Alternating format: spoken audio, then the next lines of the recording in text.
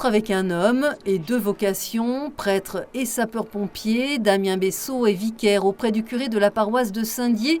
Il est aussi adjudant-chef pompier volontaire.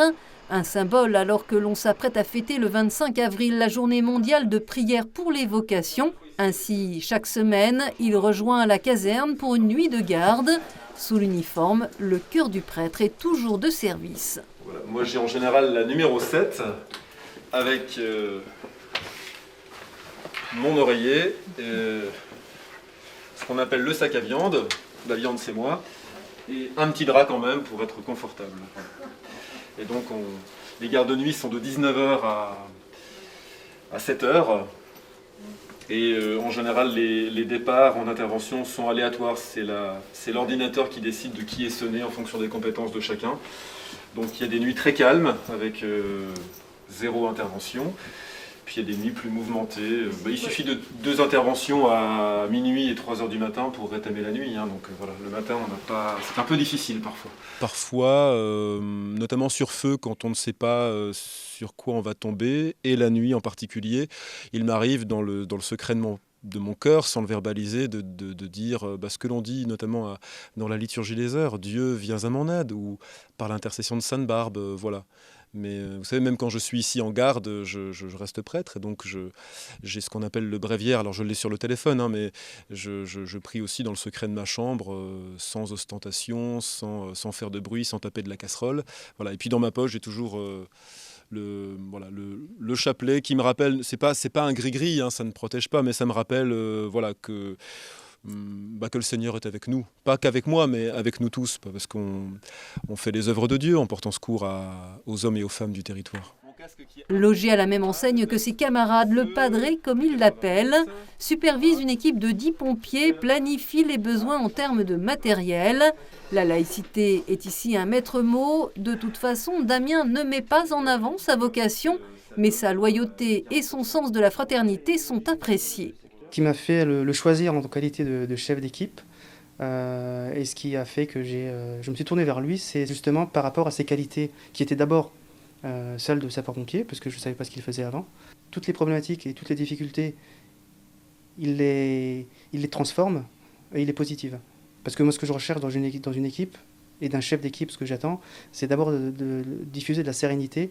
Ce qu'il amène, c'est une plus-value en étant padré, mais il ne s'affiche pas en tant que padré. Donc nous, tous les jours, on a l'impression d'avoir Damien, le sapeur-pompier, et pas Damien, le padré. C'est une personne en qui on peut avoir confiance et à qui on peut s'adresser en toutes circonstances et qui sera de bons conseils dans plein de domaines. Mais je pense qu'il sait bien faire la part des choses entre les 2 activités. Humainement, c'est quelqu'un qui est très proche de tout le personnel en général et à qui on peut se confier facilement. Être sapeur-pompier, c'est aussi cette église qui, suivant la demande du pape François, va aux périphéries.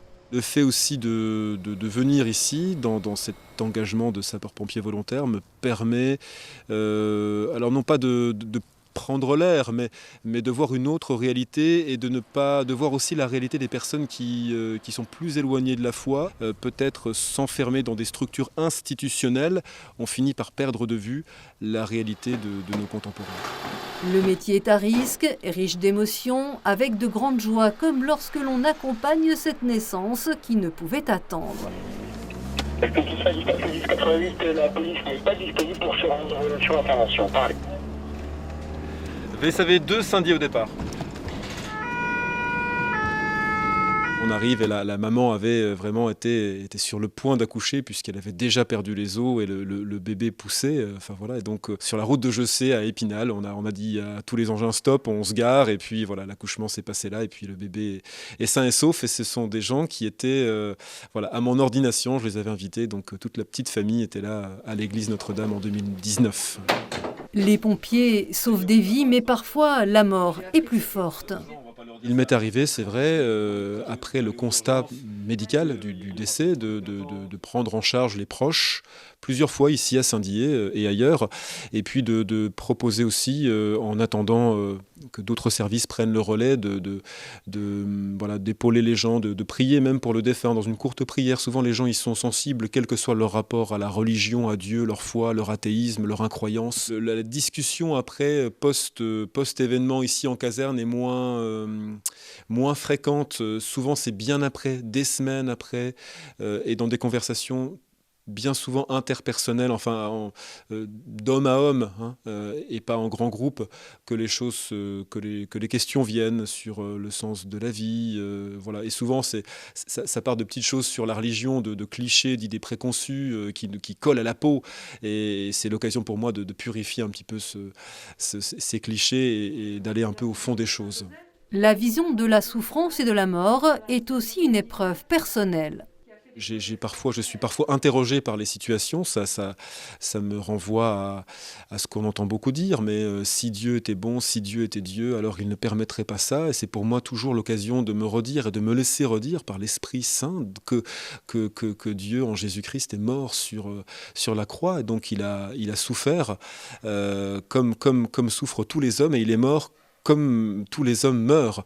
Donc pour moi, voilà, c'est plutôt ça vient dire aussi la crédibilité de la foi chrétienne, qui n'est pas une foi hors sol, un Dieu qui serait simplement au ciel, mais un Dieu qui vient aussi partager la condition des hommes à travers aussi l'Esprit Saint et à travers ces humbles serviteurs qu'il envoie pour être témoins au milieu de ses frères.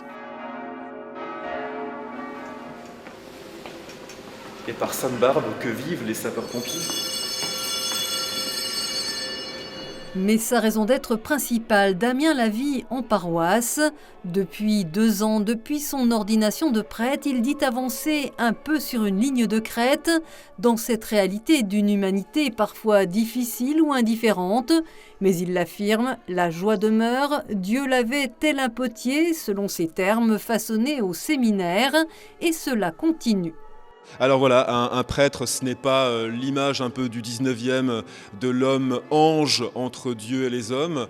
Voilà, c'est un homme, selon moi, qui est aussi pleinement dans le monde, mais qui a aussi pleinement le cœur en Dieu, pas simplement tourné vers, mais qui laisse Dieu habiter son cœur.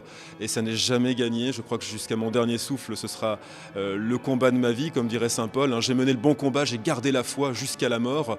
Il est clair que mon engagement de sapeur-pompier, alors j'ai mis des chaussures à bout pointu, là aujourd'hui j'ai pas les Rangers, mais mon engagement de sapeur-pompier contribue aussi à me maintenir, non pas dans un certain monde, au contact d'une certaine forme d'incroyance, d'indifférence, mais ce sont ces milieux-là que je suis appelé, pas forcément d'abord à évangéliser, mais à interpeller pour leur dire que la vie ne se résume pas à ce qu'ils en voient.